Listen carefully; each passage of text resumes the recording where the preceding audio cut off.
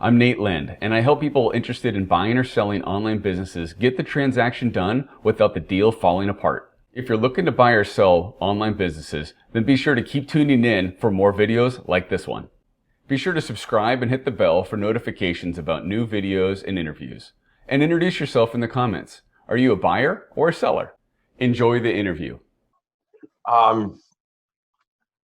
We had talking about finding differences. We had done a deal that was for a chain of salons, and the buyer was acquiring the business based upon the number of seats for the salon in the total number. Okay. And then what happened was, turns out the seller had managed two sets of books. They had one set of books for their internals, and they had another set that they used for the external. So they showed them essentially both. And then at the end, there was a promissory note. They didn't want to pay the promissory note post-closing, and they said, aha, you had two sets of books. You defrauded us. Had we known that you were cooking the books, we wouldn't have bought this mess, and that you're a train wreck and we're not going to pay you under the note. Litigation ensued. And what was interesting in the deposition, it basically asked the question to the buyer, why did you buy this business? What was your algorithm, if you will, to determine the value? It was the number of seats. So fortunately, the judge said there wasn't any proof that they were really misleading anybody, but to the extent that they were, it was irrelevant because the number of seats didn't change, and that was the method they used to value the business. And it took 2 years to get to that point. So I digress. Wow. Yeah, that was ridiculous. But representations and warranties. The purchase agreement shall contain mutual representation and warranties about the, typical of a transaction of this size and nature. And then you're going to have remedies for any breach. That's standard. For condition preceding. Now, there's a lot of things that will occur before the closing, and the transaction is going to be completely contingent upon successful review of the finances, the operations of the company,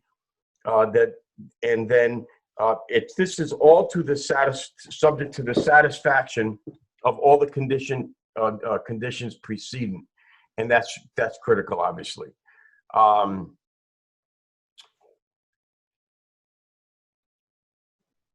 Successful review of the financial transactions. Then we have regulatory approval. I was going to digress on another deal, but this is really important. Fully contingent upon successful review of the financial transactions. And we were asked to get involved in a case where a company had bought another company. They messed up with the due diligence. They didn't do a UCC search to see if there was any liens on the assets. The lawyer involved just didn't do a UCC search. So multiple years later, when the buyer went to sell the company to another acquirer, the new acquiring company discovered that there was hundreds of thousands of dollars of liens outstanding, tax liens. It was a mess. And so they wanted to bring an action against the other counsel, and we were asked if we wanted to, participate. We did not pass, but it was all because they didn't run a UCC search, and it was totally undiscovered. They didn't know, and so bottom line is, weird things can happen, and things that I would never expect somebody not to run a UCC search. And I'm sure, Nate, you would make sure that happened. Always. Yeah. And I recommend everyone that's engaging in an M&A transaction, north of $50,000, you need to have an attorney involved. You need to have your own transaction attorney. We always recommend, I think there's only been 2 or 3 deals out of 3,000 where we didn't have a transaction attorney, involved with the closing and the escrow. I always recommend there be a UCC lien search. And your attorney will cover all those bases. That's where someone can engage someone like you, Manny. That's an important part of this. Well, and it's also a very easy thing to do. All you have to do is go to the Secretary of State where they're either an LLC or an incorporation, and you basically do a lien search. You just type it in. You can do it online. It takes 5 minutes. The same website you go to search for the actual incorporate, like whether the corporation or LLC is an active entity. That same, exactly. State Corporation Commission website or Yeah. Yeah, every state's got them. They're all online, and I think they're all free to search. You just got to go. Some of them may require like an email, but usually I think not. Yeah, like Texas might often requires you to like set up a little account, but it's like insignificant cost, a couple of bucks to do a quick search. But so I'd recommend that. But those types of things can happen. I've only seen that once in 35 years, but that was weird. Regulatory approvals, obviously, that if there's any regulatory approvals that are necessary, you're going to get them. 4.2, material adverse change. If there shall be no material adverse change in the business prior to the closing, that's important. And then the company's going to notify the purchaser if there's any material changes. That makes sense. Due diligence, the purchaser must have concluded his due diligence and found the results acceptable in his sole discretion. And that's a very high standard that, it has to be at the very end, the buyer still has to feel comfortable in their sole and absolute discretion, if you will, that they want to do the deal. So that's it doesn't say your reasonable discretion, it means sole discretion. So there's a lot of wiggle room for the buyer. Document in order, purchase shall consider acceptable documents. The purchase shall consider acceptable documents necessary for closing in the order performed by the purchaser during his due diligence. It'll be at the purchaser's sole cost and expense, and that's important. And then approval process, that's another condition preceding successful completion of purchaser's internal approval process. So if to the extent they've got committees or, they need some board committees involved to approve it, then they're going to get those necessary approvals. If there's bank financing in 4.6, that the letter of intent indicates that the bank financing will include guaranteeing funds. The closing will be contingent upon receiving approval from the bank. Other provisions, this is a very interesting catch-all provision, and it covers a lot. It's number 5, other provisions. The company shall be precluded from making changes to current levels of compensation, declaring or paying dividends prior to closing. So basically, the seller is saying that they're not going to gut the business. They're not going to make a material change to the business. They're going to conduct this business in the ordinary course. They're not going to go out and acquire another business or sell off a piece of their business. And so that's important because the buyer wants to know that what they're looking at is what they're going to get. Now,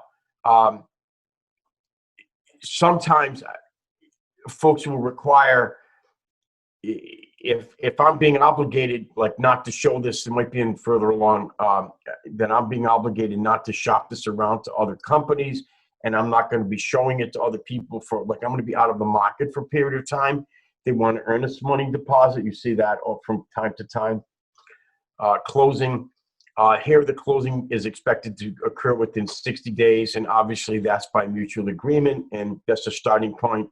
Some folks might be more aggressive and decide they want to try to close in 45, depending upon if there's a bank involved and how long that takes. But to the extent there's a bank involved and the bank needs more time to finish the documents, to finish the underwriting, to get the internal approvals at the bank, then if there's a delay by 2 weeks, the parties understand that they're going to extend that out, because that's at no fault of either side. Where the bank is saying, I need more time, then we all agree that we're going to wait for that additional time that the bank needs. Now here, the terms of... Let me circle back on the closing, Manny. Sure. So it's not uncommon for asset deals, those without inventory, without, really deep and long due diligence cycles, to close quicker than 60 days. Don't look at this and say, okay, it's got to be 60 days. The number one deal killer after an LOI is momentum. I have seen a number of deals break and fall apart because there's a loss of momentum. That's actually one of my biggest challenges. One of my biggest job duties as a broker is keeping the momentum in the deal, making sure that anything that a buyer needs in due diligence is being responded to by the seller. Driving through that process. I'm a project manager, essentially making sure every week that we're moving the sticks, we're moving the ball down the field, that we're getting to some resolution, preferably closing. But if not, then we break the deal apart and we go back to market. And that's a key component. So I wanted to pipe in about that. That's a good point. Number 8, terms of this letter of intent. 8.1 is access. So the company is permitting the purchaser its accountants as representative, which should be defined as counsel, accountants, auditors, insurance brokers, lenders, and all other reasonable representatives of the purchaser. That could also be, independent tech consultants that might go and look at the software, if you will, to see if there's, if the software is not tainted, or if it's going to work, or it doesn't have tons of flaws in it, or what have you, or if it's using unlicensed software and it's going to be a problem. So that would also be, part of the team of representatives as defined in this section 8.1. And they're going to have access to the properties, books, and contracts and records of the company that are going to be furnished by the purchaser. And then the purchaser is allowing the representatives to even talk to customers and vendors. But in that case, they want at least one officer of the company to participate in the discussions. That's important because they still want to preserve their relationships with their vendors and their customers, because this deal might not happen. I mean, that could happen, and I think they're trying to be safe with that, with that criteria, to have one of their officers participating in external discussions with their customers and vendors. And but they're not going to talk to employees. That's very common because you don't want to spook your employees that the business might be for sale, and employees could get spooked, and you don't want that to happen. So that's a standard requirement. Here we get on to parties' expenses. That's important because it's being very upfront, saying that each party is going to be responsible for their own fees and expenses. Counterparts, that's for simplicity, saying that two sides don't have to sign the same document. You sign your version, I sign my version, which is identical copy. When you put the two together, you get a binding agreement as though you signed the same document. Let's hop back up to exclusivity. This is typically where I see people fill in like their no shop requirements on the buy side, right? Yep.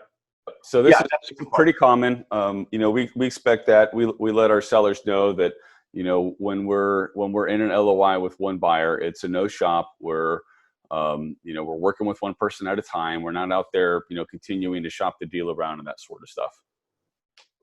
Yeah, that's a good point. And that's where I mentioned earlier that in some of those cases, some sellers will require that if I'm going to take my business, my property off the market, if you will, for a period of time, 30, 45 days, then I want to earn this money.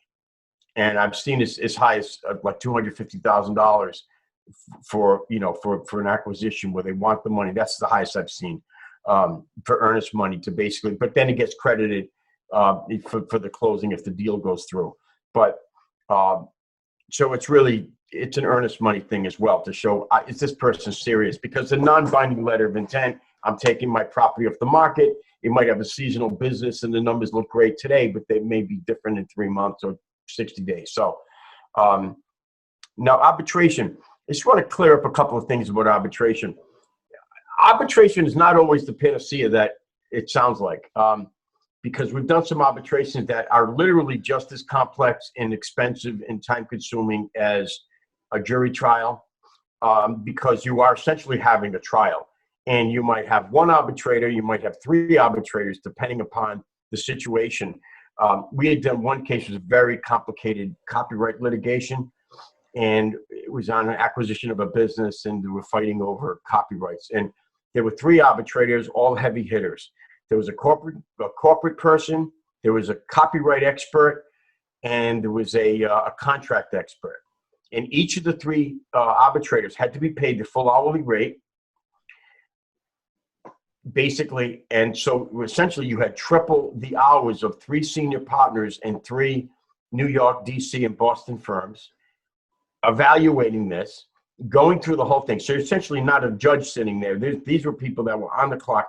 And turns out a couple of them were still having memorandum written by their associates and partners in their offices about some of the issues that we were touching on the corporate contract and copyrights.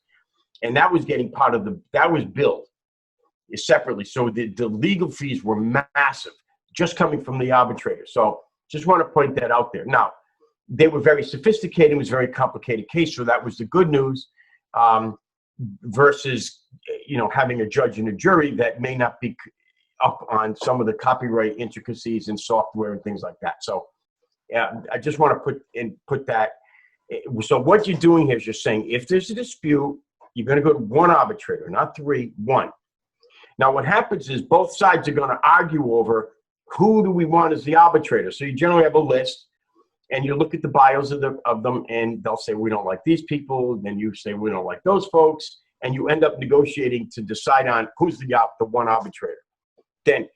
So you're both agreeing that any dispute will be a single arbitrator. There'll be no jury trial, and it's binding arbitration. Now, what that means is if you don't like the results you got out of that single arbitrator, tough. You can't appeal it. So if there's a mistake in law, if they really missed it and they made a complete mistake in law, the arbitrator just didn't understand the corporate issue, for example, doesn't matter. It's binding. So it gives you finality, but it can be a downside as well, because you have no recourse if there's a mistake. But overall, it'll give you certainty. You're going to go to one arbitrator. You're going to get in there quickly. You won't wait 2 years to have your thing heard. Your matter heard. You get a quick result, and it'll be inexpensive because you'll have one arbitrator and not three. And it'll give you some finality because nobody can go and appeal it just for the sport. Neither side.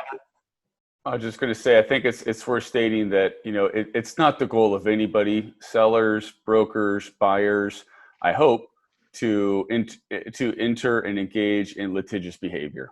And the goal is to find a common ground, assets that exchange hands, and to consummate a transaction, not to be chasing, ambulance chasing, like creating litigious events out of this. So we at Website Closers are fond of great transparency, bringing a tremendous amount of knowledge, to the transaction, so that we can peacefully move through these transactions. We've had very, very few lawsuits, and hope to keep it that way. So if you're the type of person that is trying to sue this person, and that person's done you wrong, and you're going after this guy, you're going after that guy, please stop before you go anywhere and go somewhere else. Let's find a good way of negotiating this through. Yeah, it's a really good point. I mean, I told clients that the worst way you can quote unquote, resolve a business dispute is putting it in the hands of somebody that doesn't know your business, has no clue about business, because they're generally not business people. And you're going to have that evaluate, you're going to flip a coin. It's very expensive, it's very time consuming, and there's a soft cost that's often overlooked. It is so disruptive because you have to get the documents, we have to do interrogatories, you need to answer all these questions, and now you can't be working with the sales and marketing people in your business to grow your business and managing employees and trying to grow your business. You're sitting there with lawyers saying, okay, question 3, how do I answer that? I can't find the documents. We might have some stuff in archives. I'll look under an old laptop that I had that is in my basement that I've got to pull out. And it's a very bad way to resolve an issue. And both sides never come out feeling whole, generally, even the winner, because they'll say, gee, that was expensive, or that was a waste of time. And why did that take so long? 3 years. So lousy way to resolve an issue. I totally think it's the wrong way. And I feel that if I have a matter that ends up in litigation, then I fail to basically get it done and negotiate a win-win for both, for my client essentially, which is a win-win for everybody if you can negotiate a walk away besides, getting into litigation.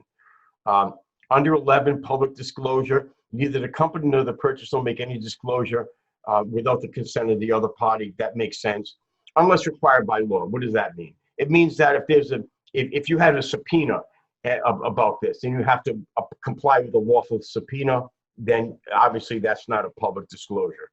What's the legal effect? It's intended to be a statement of the mutual interest with respect to a possible transaction, subject to the execution and delivery of a mutually satisfactory purchase agreement. So again, you have the general statement that is not binding. It's got all these caveats. The only thing binding is under 8 and 10. And let's go back at what is 8 and 10.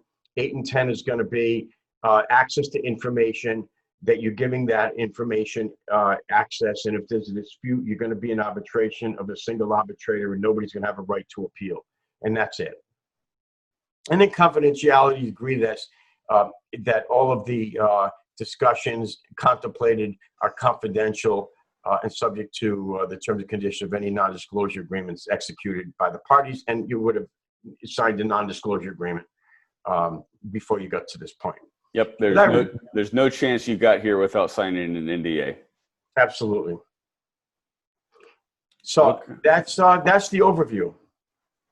Thanks for watching. If you liked this video, be sure to subscribe and tell me what you thought about it in the comments. Your comments encourage me to continue posting videos, and they give me ideas about what to post next. I read and reply to every single one. Also, if you own an online business and you're curious of how much it's worth, click the link below to get a free business valuation with a member of our team. Who knows? It may even be me you're talking to.